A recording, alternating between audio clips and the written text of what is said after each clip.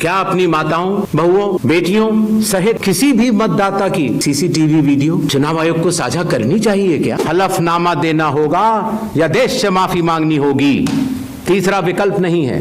किसी व्यक्ति के अगर 2 जगह वोट भी हो तो भी वो एक ही जगह वोट करने जाता है। चुनाव आयोग के लिए न तो कोई विपक्ष है न तो कोई पक्ष है, सब समकक्ष हैं। मतदाता द्वारा अपना प्रत्याशी चुनने के 45 डेज के भीतर माननीय उच्च न्यायालय में चुनाव याचिका दायर न की जाए और फिर वोट चोरी जैसे गलत शब्दों का इस्तेमाल करके जनता को गुमराह करने का असफल प्रयास किया जाए तो यह भारत के संविधान का अपमान नहीं तो और क्या है। जहां तक कि मशीन रीडेबल मतदाता सूची का सवाल है, माननीय सुप्रीम कोर्ट 2019 में ही कह चुका है कि यह मतदाता की निजता का हनन हो सकता है। Voter privacy can be breached.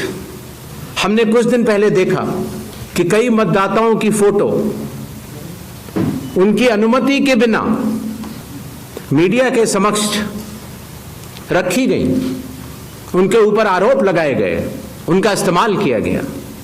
क्या अपनी माताओं, बहुओं, बेटियों सहित किसी भी मतदाता की सीसीटीवी वीडियो चुनाव आयोग को साझा करनी चाहिए क्या? कुछ मतदाताओं द्वारा दोहरे मतदान के आरोप लगाए गए, सबूत मांगने पर जवाब नहीं मिला।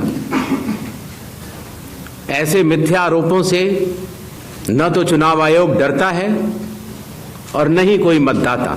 ज्ञानेश कुमार, मेरा नाम परंजॉय गुहा ठाकुरता है, मैं फ्रीलांस जर्नलिस्ट हूँ। Paranjoy Guha Thakurta. Sir, few questions. इतना हड़बड़ी में आपको एसआईआर करने का क्या ज़रूरत है जब बाहर चल रहे बिहार में बारिश के समय, और समय बहुत लोग कह रहे हैं बहुत कम है। आपको सुप्रीम कोर्ट ने आदेश किया 14 तारीख के दिन, आपको मशीन रीडेबल जो 65 लाख लोग का नाम नहीं है तो आपको देना पड़ेगा। इससे पहले आपने क्यों नहीं दिया?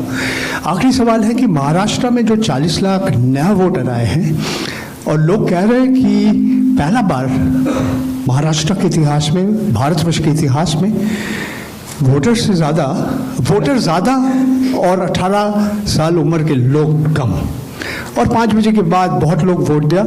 तो ये सारे जवाब मुख्यमंत्री देवेंद्र फडणवीस दे रहे हैं, राजनीतिक दल का नेता दे रहे हैं, चुनाव आयोग अभी तक खामोश थे। क्यों? एसआईआर में हड़बड़ी क्यों? ये भी एक भ्रम फैलाया जाता है। आप लोग मुझे बताएं कि चुनाव से पहले मतदाता सूची शुद्ध करनी चाहिए या चुनाव के बाद? चुनाव से पहले। और ये बात चुनाव आयोग नहीं कह रहा है, ये बात लोक प्रतिनिधित्व कानून कह रहा है कि हर चुनाव से पहले आपको मतदाता सूची शुद्ध करनी होगी। ये चुनाव आयोग का कानूनी दायित्व है। फिर ये बात आई कि 7 करोड़ से ज्यादा बिहार के मतदाताओं तक क्या चुनाव आयोग पहुंच पाएगा? हकीकत आपके सामने है। जब 24 जून से ये कार्रवाई शुरू हुई तो ये पूरी प्रक्रिया लगभग 20 जुलाई तक ही समाप्त हो गई। फिर ये बात आई कि साहब जुलाई में क्यों? उस समय मौसम अच्छा नहीं होता।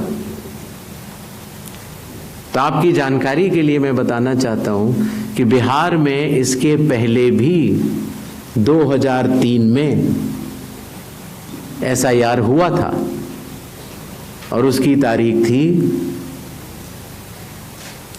14 जुलाई से 14 अगस्त, और तब भी सफलतापूर्वक हुआ था और इस बार भी सफलतापूर्वक सबके इन्यूमरेशन फॉर्म्स वापस आ गए। किसी ने कहा कि साहब हाउस नंबर 0 है, 80,000 लोगों के हाउस नंबर 0 हैं, इसीलिए वो फर्जी हैं। अगले दिन कई सारे मतदाता खड़े हो गए, उन्होंने कहा नहीं साहब हम तो यहाँ रहते हैं।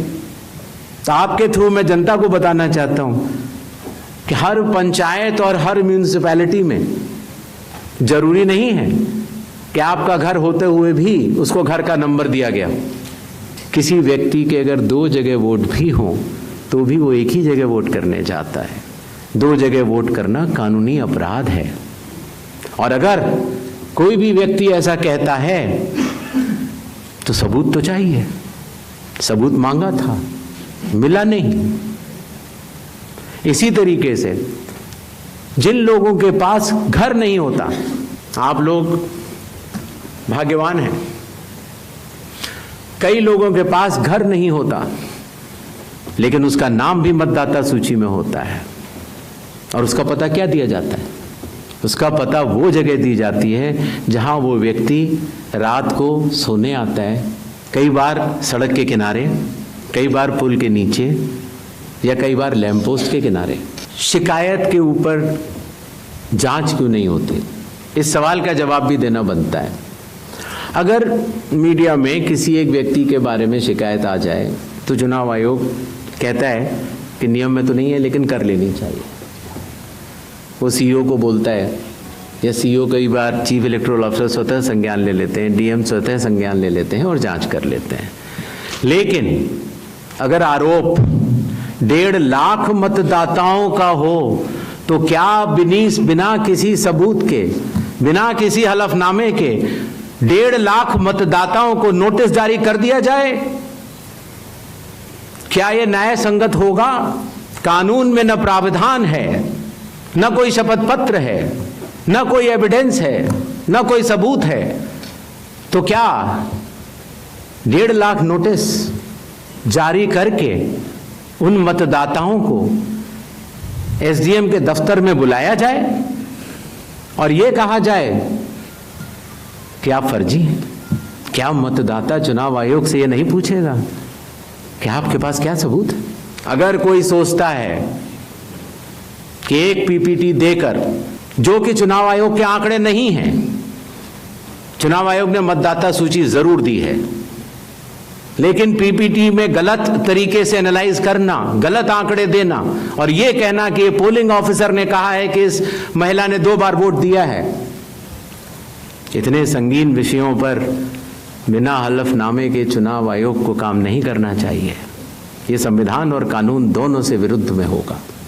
सारे मीडिया के समक्ष ये कहना कि अगर मतदाता सूची में आपका नाम एक बार और है तो आपने 2 बार मतदान किया होगा और कानूनी अपराध किया होगा, और मेरे सारे मतदाताओं को अपराधी बनाना और चुनाव आयोग शांत रहे, संभव नहीं।